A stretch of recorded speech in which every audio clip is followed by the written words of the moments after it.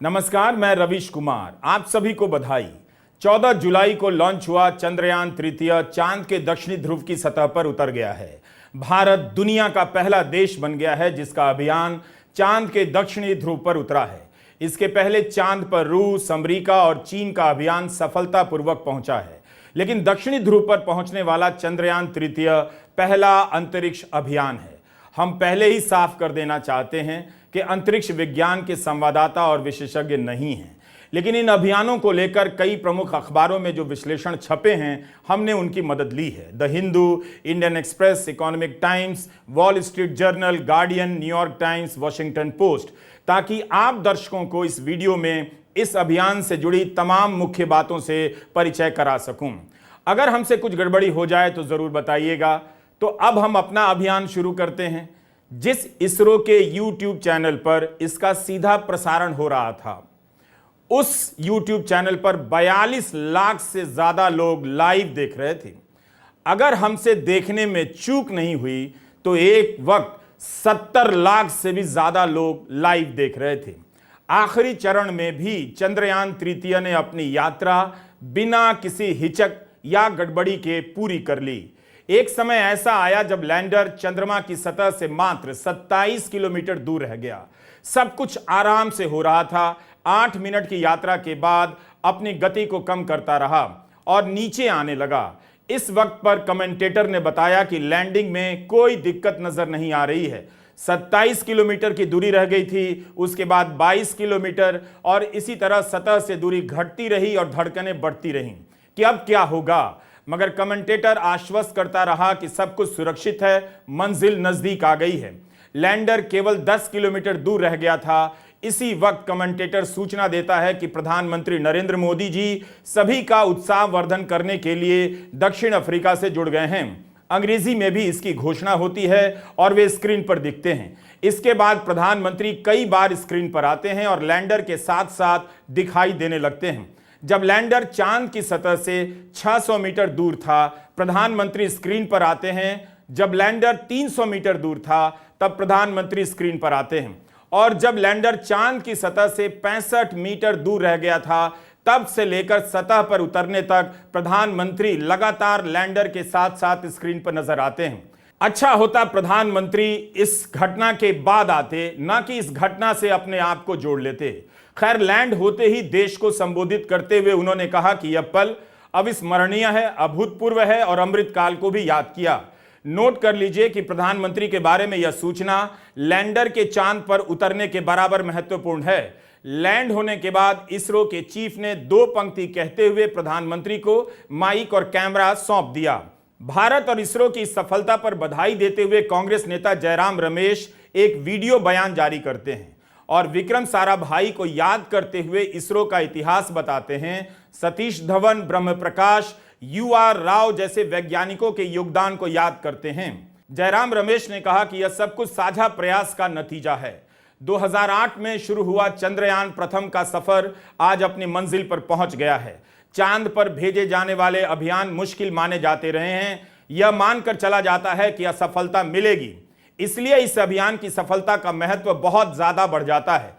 चांद के दक्षिणी ध्रुव पर भारत से पहले रूस ने पहुंचने की कोशिश की, मगर उसका लूना 25 लैंडर चांद की सतह पर उतरने से पहले ही चूर चूर हो गया। सोवियत संघ के विघटन के बाद रूस का यह पहला प्रयास था, सफल नहीं हो सका। लूना 25 लैंडर और चंद्रयान द्वितीय की असफलता को देखते हुए चंद्रयान तृतीय के लैंड करने को लेकर आशंकाएं जताई जा रही थी, मगर अब सब दूर हो चुकी हैं, खारिज हो चुकी हैं और सफलता पूरे देश और पूरी दुनिया के सामने है।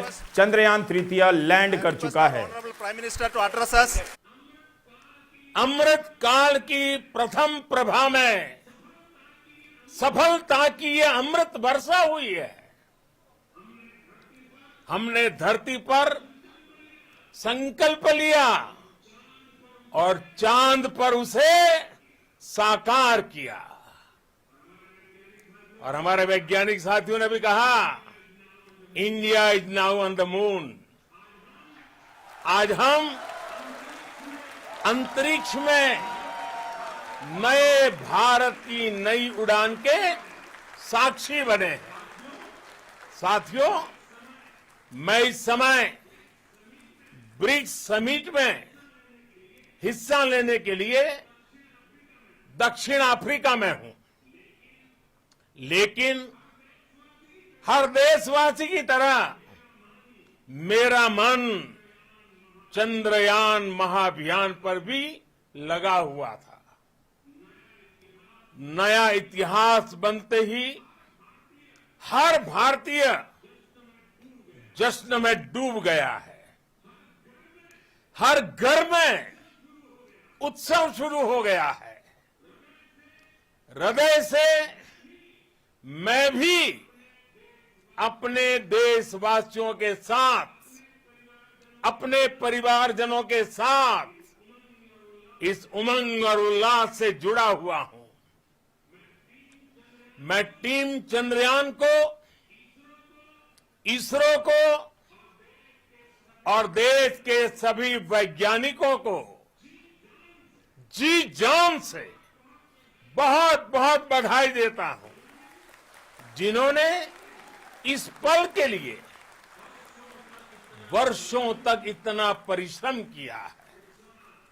उत्साह, उमंग, आनंद और भावुकता से भरे इस अद्भुत पल के लिए मैं 140 करोड़ देशवासियों को भी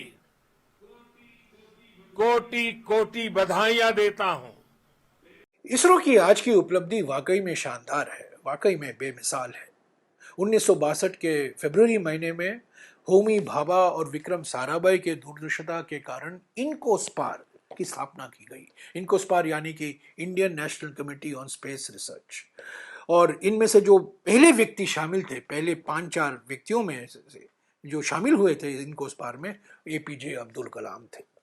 इसके बाद में 1969 में अगस्त के महीने में विक्रम साराभाई, जो हमेशा अंतरिक्ष विज्ञान और अंतरिक्ष अनुसंधान को विकास के दृष्टिकोण से देखा करते थे, उन्होंने इसरो की स्थापना की। 1972 और 1984 के बीच में सतीश धवन आए और उन्होंने, मैं समझता हूं, अद्वितीय नेतृत्व दिखाया। वैज्ञानिक दृष्टिकोण से, तकनीकी दृष्टिकोण से, मैनेजमेंट के दृष्टिकोण से जो योगदान उनका रहा है वो बिल्कुल बेमिसाल योगदान रहा है। उनके साथ ब्रह्म प्रकाश जी भी थे और ब्रह्म प्रकाश हमारे एकमात्र व्यक्ति रहे हैं जिन्होंने हमारे परमाणु ऊर्जा कार्यक्रम और अंतरिक्ष अनुसंधान कार्यक्रम में भी परिवर्तनकारी योगदान रहा है। सतीश धवन के बाद UR राव से शुरुआत हुई और कई चेयरमैन आए और उन्होंने अपनी विशेष योगदान दिया इसरो को और हमारे अंतरिक्ष कार्यक्रम को। आज जो हम सफलता देख रहे हैं, ये एक सामूहिक संकल्प, एक सामूहिक कामकाज और जो कहते हैं कलेक्टिव टीम एफर्ट का नतीजा है। ये सिस्टम का नतीजा है, एक व्यक्ति का नहीं है। भारत के मिशन में एक ही रुकावट कही जा रही थी, सूरज की रोशनी की। अगर सूरज की रोशनी सही समय पर नहीं मिलती तो थोड़ा और इंतजार करना पड़ जाता, क्योंकि उसी से लैंडर ऊर्जा लेने वाला था। तब शायद सितंबर महीने तक इंतजार करना पड़ता, लेकिन 23 अगस्त की अनुमानित तारीख को ही चंद्रयान तृतीय लैंड कर गया।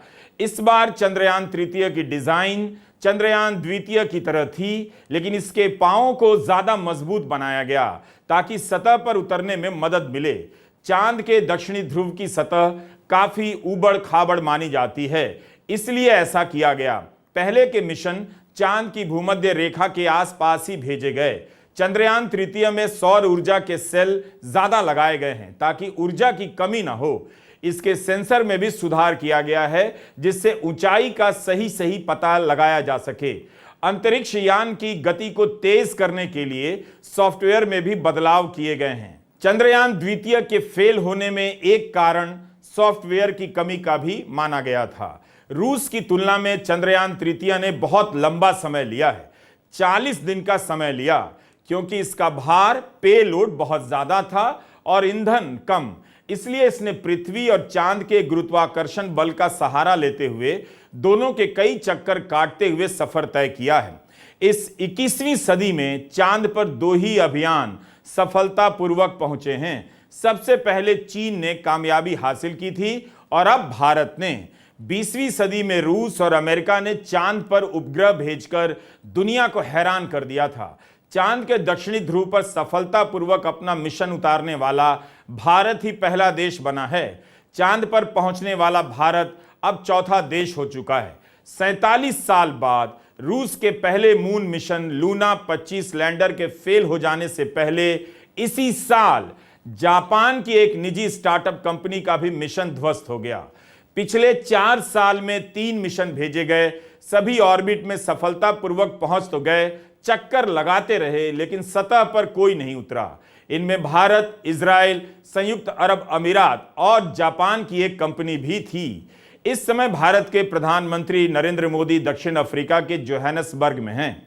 जब चंद्रयान प्रथम लॉन्च हुआ था तब अक्टूबर 2008 में उस समय के प्रधानमंत्री मनमोहन सिंह जापान में थे। चंद्रयान तृतीय के लॉन्च के समय प्रधानमंत्री मोदी पेरिस में थे, इस समय जोहानिसबर्ग में हैं। चंद्रयान प्रथम की सफलता को मनमोहन सिंह ने इस दिशा में पहला कदम बताया था। उसके 1 साल पहले चीन ने अपना अभियान चांद पर भेजा था। उस वक्त चंद्रयान प्रथम की सफलता पर बात करते हुए इसरो के तत्कालीन निदेशक भास्कर नारायण ने कहा था कि चीन हमसे 1 साल आगे तो चला गया है, लेकिन हम इस अंतर को कम करने की पूरी कोशिश कर रहे हैं। भारत के वैज्ञानिकों ने अपना वादा निभाया और आज चीन को पीछे छोड़ते हुए भारत चांद के दक्षिणी ध्रुव पर पहुंचने वाला दुनिया का पहला देश बन गया है। 2019 में चीन का एक अभियान चांद की सतह पर उतरा था, मगर दक्षिणी ध्रुव पर नहीं। इस जगह पर चीन अगर पहुंचेगा तो भारत के बाद ही पहुंचेगा। 14 जुलाई को आंध्र प्रदेश के श्रीहरिकोटा से चंद्रयान तृतीय लॉन्च हुआ था। तब से इसमें कोई खराबी नहीं आई है, बल्कि रूस की असफलता के बीच चांद की सतह से जब तस्वीरें आ गईं तो दुनिया दंग रह गई। 4 साल पहले चांद के दक्षिणी ध्रुव पर भारत का रोवर नहीं उतर पाया था। यहां पहुंचने में जापान, इजराइल, संयुक्त अरब अमीरात के अभियान भी असफल हुए हैं। चंद्रयान तृतीय के साथ जो रोवर गया है उसकी मदद से 2 हफ्ते तक सतह का अध्ययन किया जाएगा और यह अभियान 2 हफ्ते तक का ही माना जा रहा है। होता यह है कि उपग्रह की रफ्तार कई हजार मील प्रति घंटे होती है। इतनी तेजी से वह सतह पर उतरेगा या टकराएगा तो चूर चूर हो जाएगा। इसलिए इसकी रफ्तार को धीमा करना चुनौती का काम होता है। कई हजार मील प्रति घंटे से घटाकर 10 किलोमीटर प्रति घंटे पर लाना पड़ता है और फिर एकदम से रुक जाना होता है। इसरो के वैज्ञानिकों ने कहा कि रफ्तार धीमा करने का काम सफलतापूर्वक कर लिया गया है। चांद पर पृथ्वी की तरह इतनी हवा नहीं है कि गिरती चीज की गति को कम कर दे, जैसे पैराशूट हवा से भरकर धीमा हो जाता है। चांद पर इसके लिए अतिरिक्त ईंधन की जरूरत होती है और इसमें एडजस्टमेंट का स्कोप बहुत कम होता है, क्योंकि ईंधन बहुत कम होता है। चांद पर गुरुत्वाकर्षण भी कम है। आपको ऐसा प्रोपल्शन सिस्टम बनाना होता है जो पृथ्वी के गुरुत्वाकर्षण बल के छठे हिस्से के साथ सही गति से सतह पर उतार दे। यह बहुत ही चुनौती वाला काम है, वैज्ञानिकों के लिए नहीं, मेरे लिए भी, जो इसे हिंदी में बताने का प्रयास कर रहा हूं। मगर भारत ने यह काम कर दिखाया। इसे ऐसे समझिए, आप पृथ्वी पर 100 किलो के हैं तो चांद पर 16.5 किलो के होंगे। इसलिए यान का और ईंधन लगता होगा, क्योंकि चांद की सतह का बल आपकी मदद नहीं कर रहा, आपको अपनी तरफ खींच नहीं रहा। यानी जितना हम समझे हैं उसके हिसाब से एक तरफ अधिक फोर्स लगानी है और दूसरी तरफ आपको हजारों मील प्रति घंटा की रफ्तार को 0 पर भी लाना है, यानी बहुत कम करना है। रूस के लूना के ध्वस्त हो जाने के पीछे यही कारण बताया जा रहा है कि इंजन के थ्रस्टर ने जरूरत से ज्यादा देर तक फोर्स दी, बल दिया, और इस वजह से वो चांद की सतह से टकराकर फिसलता चला गया, स्थिर नहीं हो सका। इसी तरह की समस्या चंद्रयान द्वितीय में भी आई थी। चांद का दक्षिणी ध्रुव पानी के स्रोत के कारण महत्वपूर्ण हो गया है। वैज्ञानिक यहां पानी को लेकर सुनिश्चित होना चाहते हैं। इससे चांद से आगे कई अभियानों को भेजना आसान हो जाएगा। मशीनों पर कम बल लगेगा। अभी पृथ्वी से बहुत सारा ईंधन लेकर जाना पड़ता है, जिससे रॉकेट का वजन बढ़ जाता है। अगर चांद के इस छोर पर पानी मिल गया तो उसके भीतर जो हाइड्रोजन है, जो ऑक्सीजन है, जिससे ईंधन और सांस लेने के लिए ऑक्सीजन मिल सकती है, पीने और मशीनों को ठंडा करने के काम भी आ सकता है। अमेरिका और चीन के भी दक्षिणी ध्रुव के लिए मिशन प्लान किए हुए हैं। अमेरिका को चिंता है कि चीन पहले वहां पहुंचकर इलाके में मौजूद पानी पर कब्जा न कर ले, लेकिन अब तो भारत पहुंच गया। चीन कहता है कि हम चाहते हैं कि अंतरिक्ष के एक्सप्लोरेशन का फायदा यानी जो भी वहां मिलता है सभी को मिले। 2018 में नासा के M3 इंस्ट्रूमेंट ने इसकी पुष्टि की थी कि चांद के ध्रुवों पर पानी है। यह इंस्ट्रूमेंट भी चंद्रयान प्रथम से काम कर रहा था। वैज्ञानिक मानते हैं कि यहां पानी है जो भविष्य में इंसान के बसने के काम आ सकता है। 2012 में रूस का एक और मिशन फेल हो गया। इसका नाम फोबोस ग्रंट था और यह पृथ्वी की कक्षा में फंस जाने के 2 महीने बाद प्रशांत महासागर में गिर गया। 2019 में चंद्रयान द्वितीय छोड़ा गया, मगर दूसरा मिशन लैंड करने से पहले ही असफल हो गया। चंद्रयान द्वितीय के समय प्रधानमंत्री मोदी अंतरिक्ष केंद्र में मौजूद थे।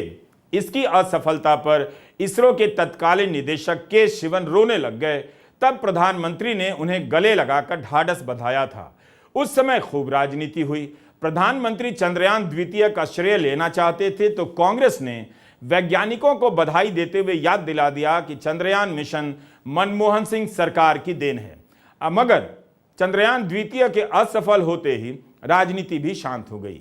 इसरो ने पिछले कई दशकों में कई अभियानों को सफलतापूर्वक लॉन्च किया है, मगर ऐसा कभी नहीं हुआ कि प्रधानमंत्री इसरो के सेंटर पहुंच जाएं और सारा कवरेज उन्हीं के आसपास होने लगे, इस तरह से कि सब कुछ उन्हीं का किया हुआ है, जैसे वही इस अभियान का चेहरा है। आमतौर पर प्रधानमंत्री इसरो के अभियानों से दूरी बनाकर रखते हैं और इसे राजनीति में नहीं लाते। अब राजनीति बदल गई है। जब इसरो के ट्विटर हैंडल से मुद्रा योजना का पोस्टर ट्वीट किया गया था, तब लोग हैरान हो गए थे कि अब ये सब भी होने लगा है। 5 नवंबर 2013 को मनमोहन सिंह के कार्यकाल में भारत ने मंगलयान छोड़ा था।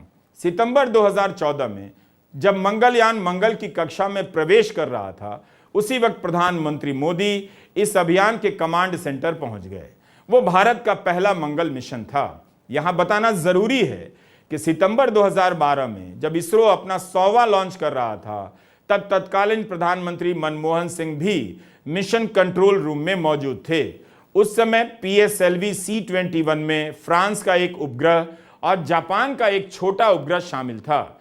जब मंगलयान लॉन्च किया जा रहा था नवंबर 2013 में, तब मनमोहन सिंह ने फोन कर इसरो के तत्कालीन चीफ के राधाकृष्णन को बधाई दी थी।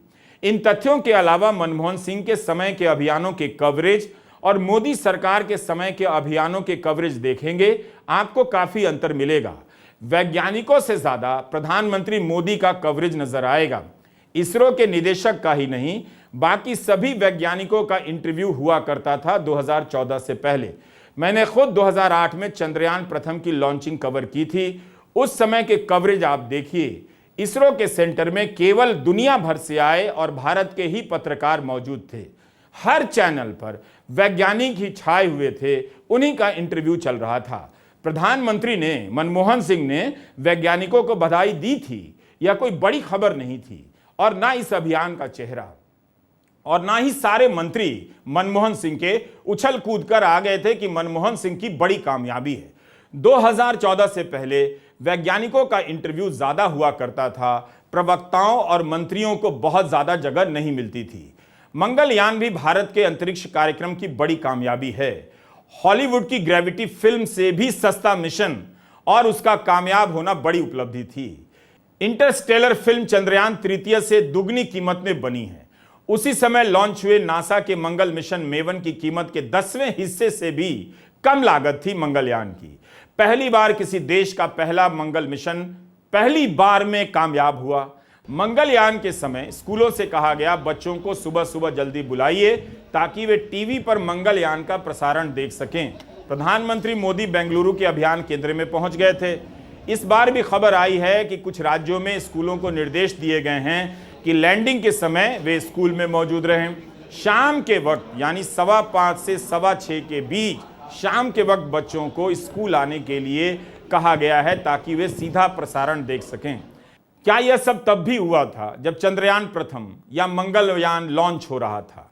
इसी तरह छत्तीसगढ़ के स्कूल शिक्षा विभाग ने सभी DEO को आदेश जारी कर दिया है जिसके अंतर्गत सभी स्कूलों में पढ़ रहे बच्चों को लैंडिंग का सीधा प्रसारण दिखाना होगा। पिछले 9 साल में इसरो ने 47 लॉन्च किए हैं, मात्र 3 में ही असफलता मिली है। सफलता का इतना शानदार रिकॉर्ड है। अब इस तरह के आंकड़े भी आने लगे हैं कि मनमोहन सिंह के समय यानी 2004 से 14 के बीच 24 मिशन भेजे गए, इसमें चंद्रयान प्रथम और मंगलयान शामिल है। नरेंद्र मोदी के 9 साल में 47 मिशन भेजे गए, वाजपेयी के कार्यकाल में 6 मिशन और नरसिम्हा राव के कार्यकाल में 5 मिशन। इसरो को कभी सरकार और प्रधानमंत्री के नाम से नहीं जोड़ा जाता था, मगर अब यह सब होने लगा है। वैज्ञानिकों की उपलब्धियों का राजनीतिक बंटवारा एक तरफ, मगर उनकी उपलब्धियां शानदार तो हैं ही। 1969 में इसरो का गठन हुआ था। इसरो का पहला सैटेलाइट आर्यभट्ट 19 अप्रैल 1975 को सोवियत यूनियन से लॉन्च हुआ था। आज सभी विक्रम साराभाई को भी याद कर रहे हैं। चंद्रयान द्वितीय की असफलता के बाद भी भारत ने हार नहीं मानी और 4 साल में चंद्रयान तृतीय को सफलतापूर्वक चांद की सतह पर लैंड कर दुनिया को दिखा दिया। धरती और अंतरिक्ष की जानकारियां हमेशा से ही इंसान को हैरान करती रही हैं। नई नई जानकारियों तक पहुंचने के लिए चुनौतियां खड़ी करती रही हैं। चेन्नई से 400 किलोमीटर दूर एक जगह है नामक्कल। 2012 से यहां की मिट्टी इसरो को दी जाती रही है ताकि वो चंद्रयान की टेस्टिंग कर सके। यहां की मिट्टी चांद की सतह से मिलती जुलती है, खासकर दक्षिणी ध्रुव की मिट्टी से। इसलिए इसरो अपने लैंडर मॉड्यूल की टेस्टिंग इस पर कर सका है और तकनीक में बदलाव कर सका है। यह तीसरी बार हुआ है जब नामक्कल की मिट्टी इसरो को दी गई। 50 टन मिट्टी भेजी गई थी। चांद के अभियान को राजनीतिक प्रतिष्ठा और राष्ट्रीय गौरव से जोड़ा जाता है, हर देश करते हैं। इस आधार पर ऐसे अभियानों की आलोचना भी की जाती है, मगर अब तो निजी कंपनियां भी अंतरिक्ष में उपग्रह भेजने लगी हैं। हम सबके इलन मस्क भाई कब रॉकेट छोड़ देते हैं पता नहीं चलता है। नासा मस्क के HLS स्टारशिप पर अंतरिक्ष यात्रियों को चांद पर भेजने वाला है। उम्मीद की जाती है कि अब सभी अपना रोवर, लैंडर्स, एस्ट्रोनॉट भेजने लग जाएंगे। फैल्कन 9 फैमिली के अलग अलग रॉकेट 255 बार उड़ान भर चुके हैं। इस आदमी ने तो रॉकेट को टैक्सी बना दिया है। भाई कहीं चांद पर ओला उबर की सेवा ना शुरू कर दे। याद रखिएगा, ध्यान दीजिएगा, अंतरिक्ष अभियानों का निजीकरण एक अलग मसला है। अभी तक इन अभियानों को पूरी दुनिया और देश के हित में समझा जाता था, मगर अब यहां भी दुकानें खुलने लगी हैं। मस्क के भेजे गए उपग्रह से जनता को कितना फायदा होता है, एक प्राइवेट मालिक को कितना होता है, अमीर लोगों को कितना होता है, इसका अलग से अध्ययन किया जाना चाहिए। जापान भी अंतरिक्ष में पर्यटन की योजना पर काम कर रहा है। अमेरिका में पहले ही हो चुका है। अब लोग अंतरिक्ष पर सैर करने भी जाएंगे। जल्दी ही भारत में कई राज्यों के मुख्यमंत्री अपनी तीर्थ यात्रा योजना में इसे भी शामिल कर देंगे वोट के लिए। बहरहाल अंतरिक्ष अभियानों में फिर से सरकारों की भी दिलचस्पी बढ़ने लगी है। इस समय अमेरिका, चीन, रूस और भारत चांद पर भेजने के लिए कई तरह के अभियानों पर काम कर रहे हैं। रूस, जापान और अमेरिका सहित आधा दर्जन देश चांद पर रोबोट भेजने जा रहे हैं। अमेरिका, चीन और भारत चांद पर अंतरिक्ष यात्री भेजने की योजना पर काम कर रहे हैं। वीडियो लंबा है, हिंदी में है, देखते जाइए। काफी मेहनत की है हर जगह से जानकारियां जुटाने में। नासा भी 3 अभियान भेजने की तैयारी कर रहा है। रूस और चीन मिलकर चांद पर रिसर्च स्टेशन बनाना चाहते हैं, इंसानों को बसाना चाहते हैं। कई देश की सरकारें और प्राइवेट कंपनियां भी इस सेक्टर में कूद गई हैं। इसी जून में अंतरिक्ष अभियानों को लेकर भारत और अमेरिका के बीच कई महत्वपूर्ण करार हुए हैं। रूस और चीन की तरह भारत भी अंतरिक्ष यात्री भेजने की तैयारी कर रहा है। इस अभियान का नाम गगनयान है। 2022 तक ही भेजने का लक्ष्य था, लेकिन उम्मीद की जा रही है कि 2025 या उसके बाद भेजा ही जाएगा। चंद्रयान की सफलता के बाद गगनयान को भी हौसला मिलेगा। उम्मीद की जाती है कि नासा ह्यूस्टन के जॉनसन स्पेस सेंटर में भारतीय अंतरिक्ष यात्रियों को प्रशिक्षण दे रहा है या देने वाला है। 2024 में दोनों देश मिलकर साझा अंतरिक्ष केंद्र की स्थापना करेंगे। नासा और इसरो मिलकर एक रेडार मिशन निसार पर काम कर रहे हैं। 2024 में एक उपग्रह छोड़ा जाएगा जिससे धरती पर जमीन और बर्फीली सतह में आ रहे बदलावों पर नजर रखा जा सकेगा। भारत ने अमेरिका के साथ आर्टेमिस अकॉर्ड पर दस्तखत किया है। इसके तहत 1967 की आउटर स्पेस ट्रीटी भी आ जाती है, जो सौर ग्रहों के संसाधनों के इस्तेमाल की इजाजत देती है। भारत का सौर मिशन आदित्य भी आने वाले कुछ हफ्तों में लॉन्च होने वाला है। इसी हफ्ते जापान की स्पेस एजेंसी जाक्सा भी चांद पर स्मार्ट लैंडर भेजने वाली है। अप्रैल में जापान की एक प्राइवेट स्टार्टअप कंपनी ने चांद पर लैंडर भेजने का प्रयास किया, फेल हो गई कंपनी। इसरो और जाक्सा भी मिलकर 2025 के लिए एक मून मिशन पर काम कर रहे हैं। अंतरिक्ष अभियानों का बजट बहुत ज्यादा होता है। नासा का बजट तो 2 लाख करोड़ का बताया जाता है। भारत के अंतरिक्ष विभाग का बजट बहुत मामूली है। इसमें भी इस साल बजट में 8% की कटौती हो गई। यह समाचार आप फिर से देख सकते हैं। हिंदू अखबार की रिपोर्ट है कि भारत के अंतरिक्ष विभाग के लिए इस साल बजट में पिछले साल के मुकाबले 8% की कमी की गई। पिछले बजट में 13,700 करोड़ रुपए दिए गए थे। इस बार 12,543 करोड़ का बजट है। इसी में इसरो का खर्चा भी शामिल है। लेकिन जब मोदी सरकार आई तब इसरो का बजट काफी बढ़ाया गया था। 50% की वृद्धि के साथ 6,000 करोड़ कर दिया गया। यह खबर इकोनॉमिक टाइम्स की है, 9 सितंबर 2012 की। मनमोहन सिंह ने कहा था कि आलोचक कहते हैं कि गरीब देश अंतरिक्ष कार्यक्रमों पर इतना पैसा क्यों खर्च करता है, लेकिन लोग भूल जाते हैं कि तकनीकी शक्ति के विकास से ही देश की तरक्की होती है। इसरो की स्थापना करने वाले पूर्वजों के सामने भी यही सवाल रहा होगा। लेकिन आज जब हम यह देखते हैं कि देश और समाज को कितना फायदा हुआ है, तब पता चलता है कि वे कितने सही थे, दूरदर्शी थे। मनमोहन सिंह शायद जवाहरलाल नेहरू और विक्रम साराभाई की तरफ इशारा कर रहे थे। चीन और अमेरिका का जितना बजट है उसकी तुलना में भारत का बजट कुछ भी नहीं, लेकिन सफलता बहुत बड़ी है। चंद्रयान तृतीय की लागत करीब 615 करोड़ रुपए है। इसके मुकाबले नासा के चांद पर इंसानों को भेजने के नए मिशन आर्टेमिस की कीमत या बजट करीब 7.25 लाख करोड़ रुपए बताई जाती है। यह इतना महंगा मिशन है कि नासा के ऑडिटर ने अमेरिकी सीनेट को इसकी कीमत को लेकर चेतावनी जारी की है। उस हिसाब से देखें तो भारत के अभियान कितने किफायती हैं। भारत के इस सरकारी अभियानों की कामयाबी ने प्राइवेट और सरकारी दोनों सेक्टरों के लिए संभावनाओं के नए द्वार खोल दिए हैं। लूना 25 लैंडर के क्रैश करने से राष्ट्रपति पुतिन को भी धक्का पहुंचा है। वे अपने मिशन की कामयाबी का राजनीतिक इस्तेमाल करना चाहते थे। दुनिया को दिखाना चाहते थे कि पश्चिम के प्रतिबंधों के बावजूद रूस मजबूत है। शीत युद्ध के समय भी रूस ने अपनी ताकत का इसी तरह से प्रदर्शन किया था। रूस पहला देश था जिसने शीत युद्ध के समय अपने पहले यूरी गागरिन और बाद में वैलेंटिना टेरेश्कोवा को बिठाकर पृथ्वी की कक्षा में पहुंचा दिया। वे अंतरिक्ष में जाने वाली पहली महिला थीं। हाल के सालों में रूस अंतरिक्ष तकनीक के मामले में काफी पिछड़ गया है, क्योंकि सरकार अब सेना पर ज्यादा पैसे खर्च करती है। 1976 में लूना 24 के बाद रूस ने पहली बार लूना 25 लैंडर भेजा। चांद की सतह पर उतरने से पहले इसका संपर्क टूट गया और चूर चूर हो गया। यूक्रेन युद्ध के बाद से रूस अपने सैटेलाइट से संपर्क करने के लिए दूसरे देशों से सहयोग नहीं ले पाया। मुमकिन है इस कारण भी दोबारा संपर्क स्थापित करने में मुश्किलें आई हों। 11 अगस्त को लॉन्च हुआ लूना 25। अगर चांद के दक्षिणी ध्रुव पर पहुंच जाता तो उसे दुनिया का पहला मिशन कहा जाता।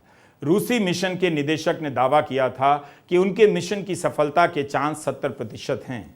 लूना 25 को सोयूज रॉकेट पर भेजा गया था, जबकि रूस के सोयूज सीरीज के रॉकेट इतिहास में सबसे सफल माने जाते हैं। 2000 रॉकेट लॉन्च हुए हैं, कई यात्रियों को भी लेकर गया है। चंद्रयान तृतीय पर 2019 से ही काम शुरू हो गया था। रूस की स्पेस एजेंसी रोसकॉस्मोस 2010 से लूना 25 पर काम कर रही थी। कोविड के कारण दोनों अभियानों में देरी आई, वरना पहले ही इन्हें भेजा गया होता। गगनयान के लिए रूस भी इसरो का पार्टनर है, अंतरिक्ष यात्रियों को प्रशिक्षण दे रहा है।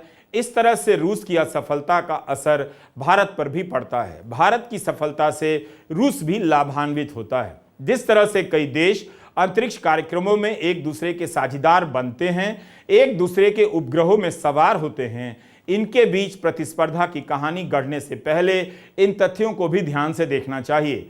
अंतरिक्ष के मामले में कोई भी तकनीकी रूप से स्वतंत्र नहीं है और ना ही किसी का वर्चस्व है। इस सफलता पर बधाइयों का सिलसिला शुरू हो गया है। अब जब वैज्ञानिकों से जुड़ी खबरें आएंगी, उनका इंटरव्यू चलेगा नेताओं से ज्यादा, तो ध्यान से सुनिएगा। हाल ही में जब एनसीईआरटी ने डार्विन का पाठ हटा दिया, तब 1800 वैज्ञानिकों ने अपने हस्ताक्षर के साथ इसके विरोध में पत्र लिखा। इसमें Tata institute of fundamental research, Indian institute of science education and research और आईआईटी से लेकर तमाम संस्थानों में काम करने वाले वैज्ञानिक हैं। आज दिन रात वैज्ञानिकों की तारीफ होनी चाहिए, लेकिन आप जरा इंटरनेट में सर्च कीजिएगा, उस समय जब इन वैज्ञानिकों ने पत्र लिखा था तब गोदी मीडिया ने किस तरह से इनको महत्व दिया था। चंद्रयान तृतीय से जुड़े सभी वैज्ञानिकों को जोरदार बधाई। नमस्कार, मैं रवीश कुमार।